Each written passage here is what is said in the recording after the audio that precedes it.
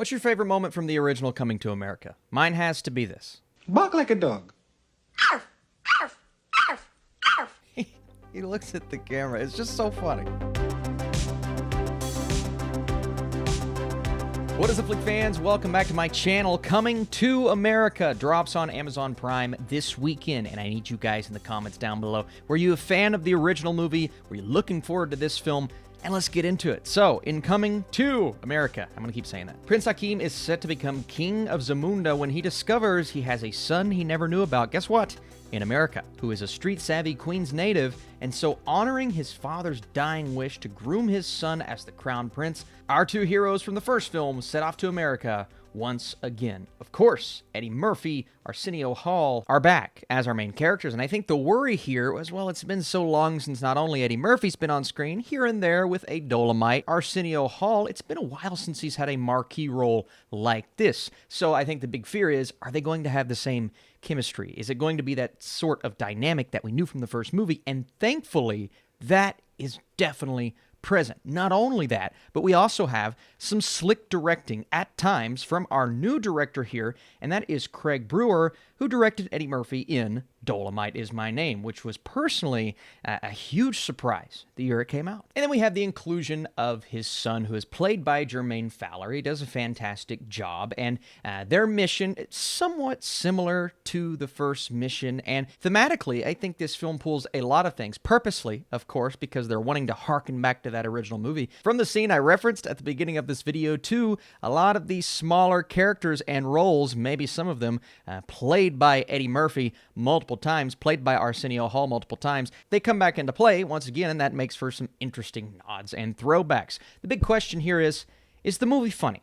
And here's where my criticisms start to come into play is, I did find the movie funny at times. I was laughing a bit, but then there were other jokes and other moments that just felt like they were either trying too hard to feel like the original, but they just didn't quite cut it, or the familiarity of the story and the fact that it is just this amalgamation of things we've seen countless times before overshadowed the joke or the character or the moment. And that's not to say there aren't incredibly funny moments in this movie. Wesley Snipes is here, and he is the general of a group of people that are kind of forcing Eddie Murphy's hand in this movie. You have to find someone to marry our daughter, to marry our princess, or else your kingdom is in big trouble. But it's the way that he enters every room, essentially, and what they do every single time he's trying to make a point, and that was genuinely funny. It's also just cool seeing Eddie Murphy, Arsenio Hall, Wesley Snipes on screen at the same time.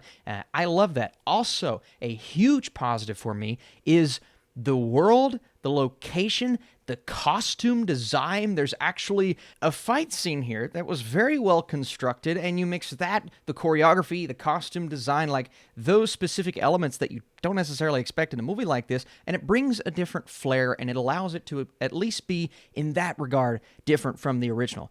Now, that may be the only group of things that sets it apart from the original, because it really is, at every turn, every moment, every scene, trying to be as similar and as familiar to that as possible.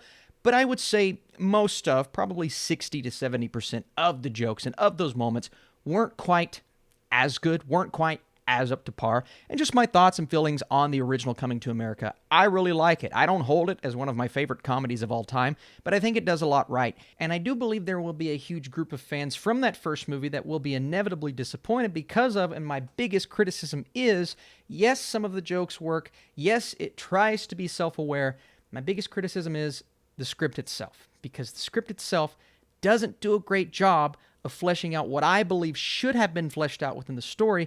And then also, back to what I mentioned earlier, with the familiarity, I've just seen the exact same journey before, to the point to where they're even recreating moments. And, well, heck, I mean, the end of the movie where they do this huge dance number, I'm thinking to myself, I'm like, I've seen this before. And did you really end it in the appropriate way? Did you really do something to bring us something different? Because time after time, these comedy sequels, whether it be for a movie that has a lot of nostalgia like this one or otherwise, they come out and they try to do the same thing, but they don't do it as good. And that's really the perfect way to wrap up my thoughts on this, is Coming to America is kind of the same formula as the first film, switching a few things up here and there, but it's not quite as good. Some of those really great comedic beats that would have helped a film like this, they never quite hit those beats. So at the end of the day, watching the film, I see a lot of good. I see a lot of elements that I didn't like all that much, and it turns out to be a mixed bag. Is the acting good? Absolutely. Do they try their hardest to do something to stand out? Yes. With a film like this, I have to respond to the characters, and they just weren't developed all that well. I also have to laugh. I mean, that's rule number one with the comedy.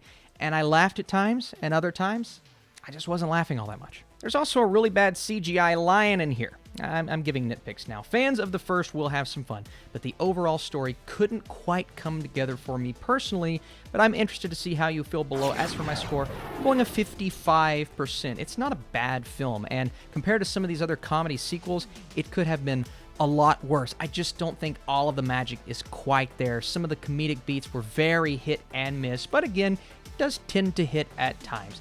So I do think if you're a fan of the first, it is at least worth a watch. Otherwise, if you didn't like it, it may not be worth your time. All right, guys, appreciate you for watching. Come back, more reviews this weekend. We have WandaVision coming very soon. I'll see you guys later.